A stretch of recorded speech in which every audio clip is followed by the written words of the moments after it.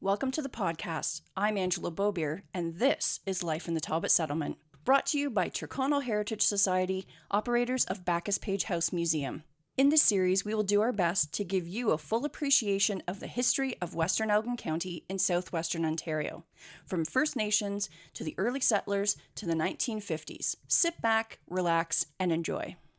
Before we begin, I'd like to acknowledge funding from Tyrconnell Heritage Society, operators of Backus-Page House Museum.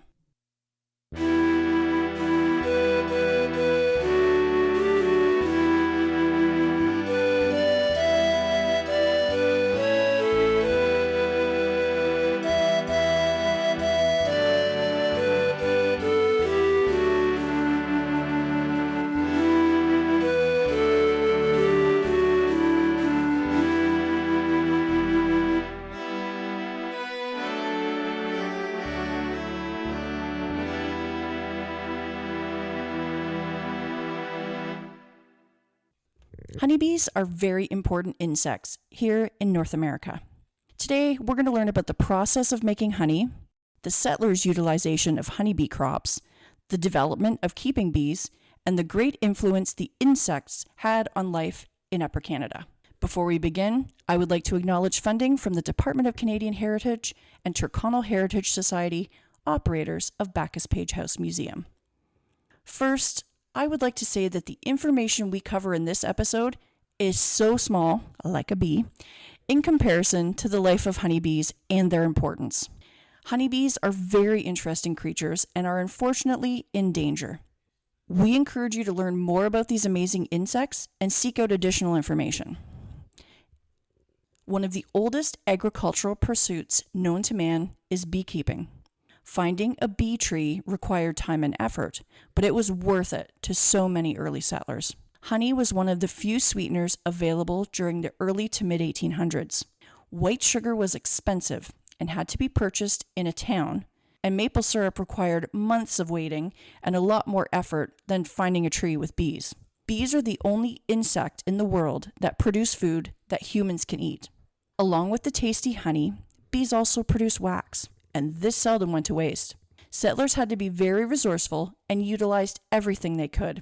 Therefore, the wax was also collected and had a variety of purposes, for example, candles and lipstick.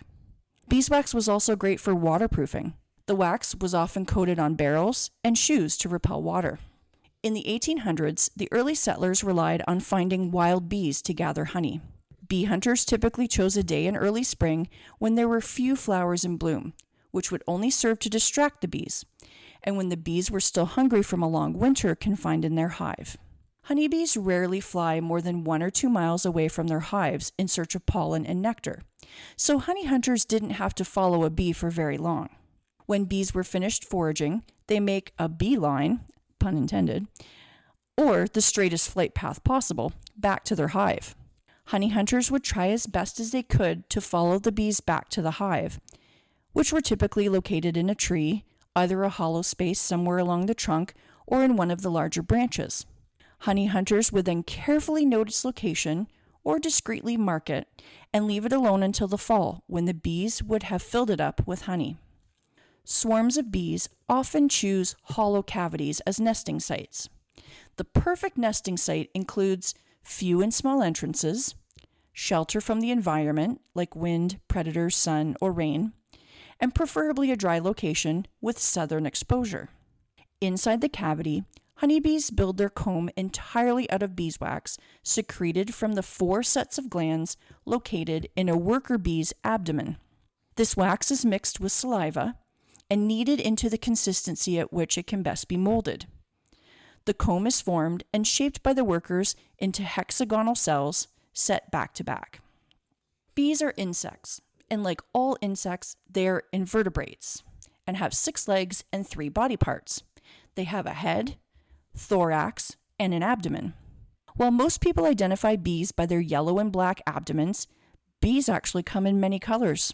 They can be black, white, red, orange, green, blue, and even purple. Bees are social insects, and they live in groups called colonies. In the colonies, each bee has a job. The queen bee is the largest bee in the hive. Her job is to lay eggs, and typically they can lay up to 1,500 eggs a day. Male bees are called drones. Drones rarely leave the hive and do not have stingers. Their job is to fertilize the eggs to make more bees. Worker bees are all female. They have many jobs including feeding, cleaning, and making wax, but their most important job is to find and collect nectar and pollen. So don't let the bee movie fool you. Those pollen jockeys should have all been female bees. Bees are important pollinators. They help plants to grow by carrying pollen from one flower to another. Bees pollinate many fruits and vegetables, including blackberries, blueberries, cantaloupe, cranberries, cucumbers, currants, gooseberries, gourds, peppers, pumpkins, radishes, raspberries, squash, strawberries, watermelons, and wild garlic. Just imagine how hard honeybees have to work. A whole hive of bees may fly up to 55,000 miles and visit more than 2 million flowers in order to collect enough nectar to make a single pound of honey. Honeybees use their long tube-like tongues to suck the nectar out of the flowers. They store it in their honey stomach, separate from their regular stomach, which helps them digest their food. Their honey stomach is more of a pouch that they use to carry nectar back to the hive and transfer it to other worker bees. These honeybees that remain in the hive then chew the nectar for about 30 minutes or so, during which time enzymes are breaking the complex sugars in the nectar into simple sugars. This form of nectar is then spread throughout the honeycomb to allow any remaining water to evaporate from it. As the nectar dries, it thickens into what we know as honey.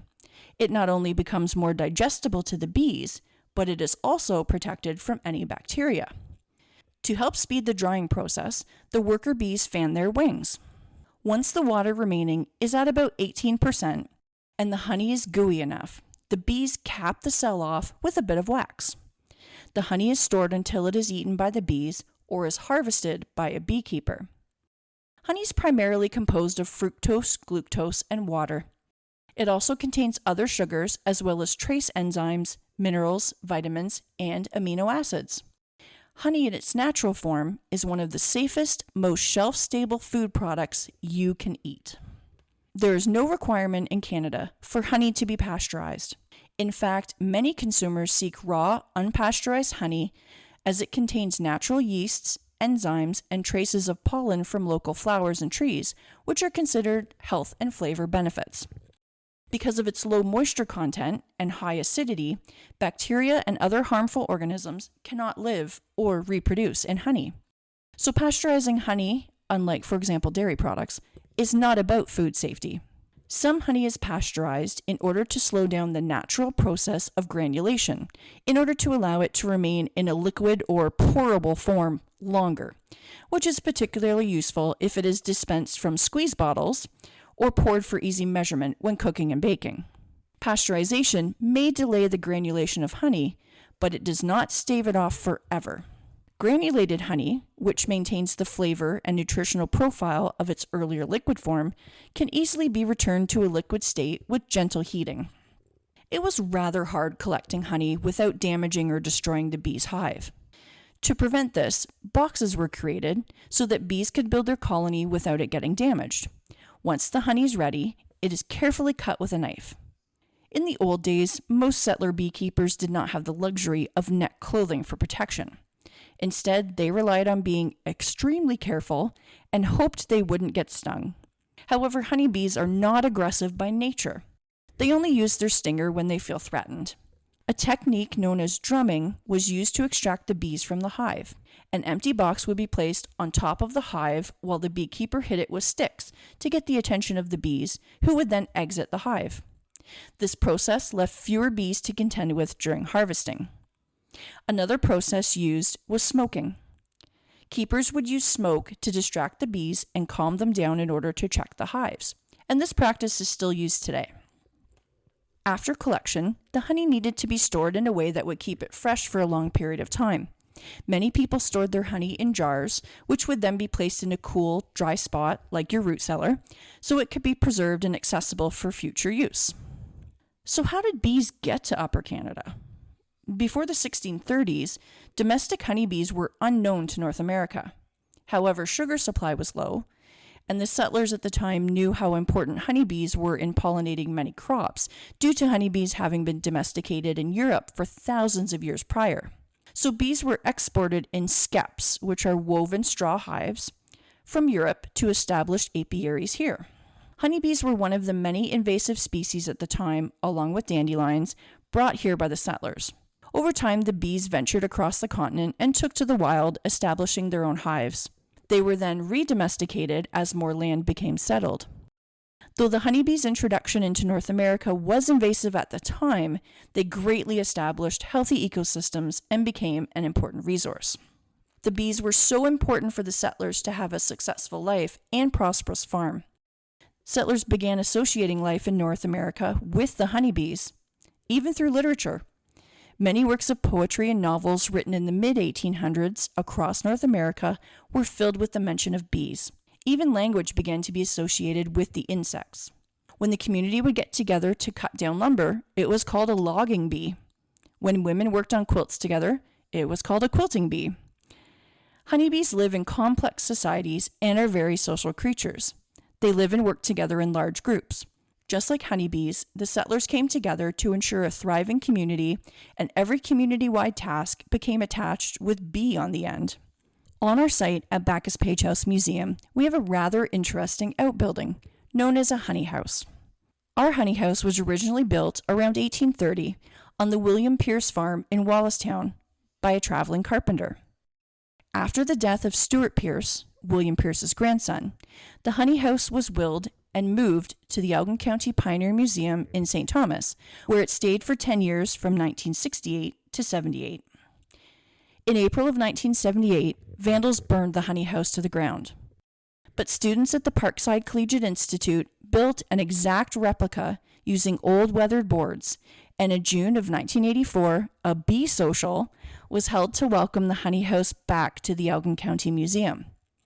It was then gifted to us at the Backus-Page House Museum in December of 2006, and that's how the honey house made its way to us. Next, you'll hear an excerpt from a story written by Muriel A. Morehouse reflecting on visits to her cousin's house, the Pierce homestead called Fairview, where she became entranced by the bee house. Oh my, a perfect dollhouse. The very first words I murmured upon being shown the bee house, and my very clear first memory as I attempted to recall history around 1920 or later. It is difficult for me to recall when I was first made aware of the bee house.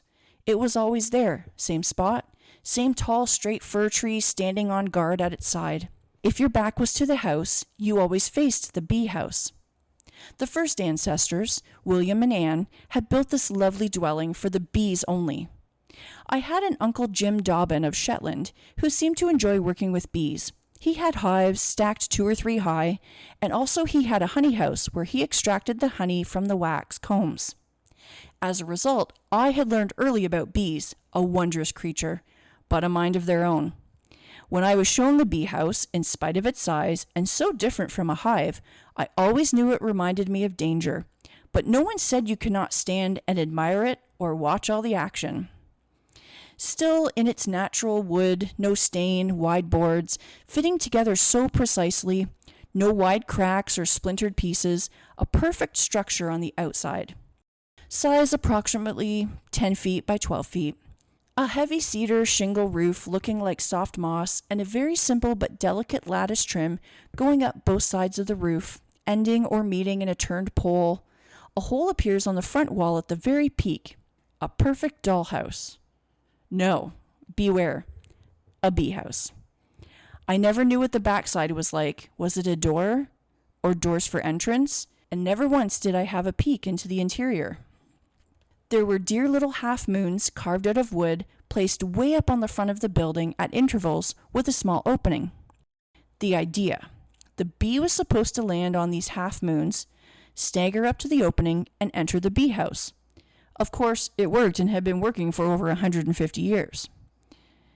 The bees could entertain me for hours, arriving, heavily laden with pollen, never once missing the landing field, a wee rest, and then up about 2 inches to the opening, thence inside to the busy factory. I was so engrossed by their antics, I never once tried to see where they were exiting, and to this day, I do not know. They had returned from their pristine fields, and that was all that mattered to me. They never once seemed to push or bump one another, simply a continuous flow of movement, and no one seemed to go on strike. It was a very busy, organized world. While this building is known as a honey house, as Muriel says, it was actually a bee house. Pioneers attracted bees to the small house by dropping honey on hot stones around the building. In the early years, the homesteaders filled it with large empty boxes. Wild swarms of bees from the woods flew to the bee house and produced honey in the boxes placed inside. Then the honey was cut from the boxes with knives.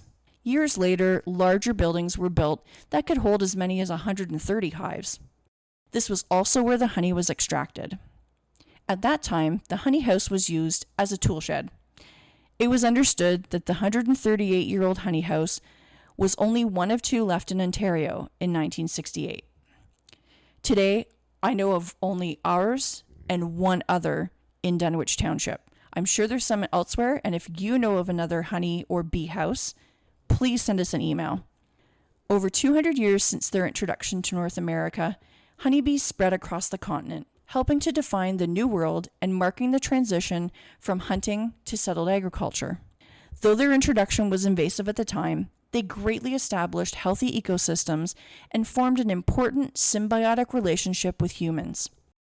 Today we have looked at the process of making honey, settlers' utilization of honeybee crops, the development of keeping bees, and the great influence the insects had on life in Upper Canada.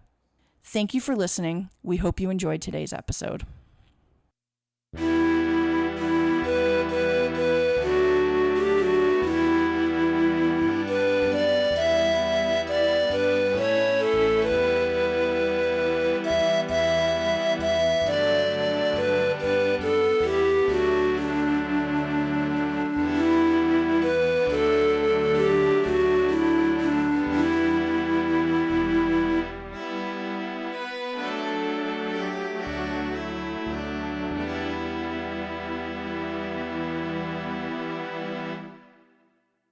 Please share the podcast with your friends and follow us on all social media platforms at Backus-Page House.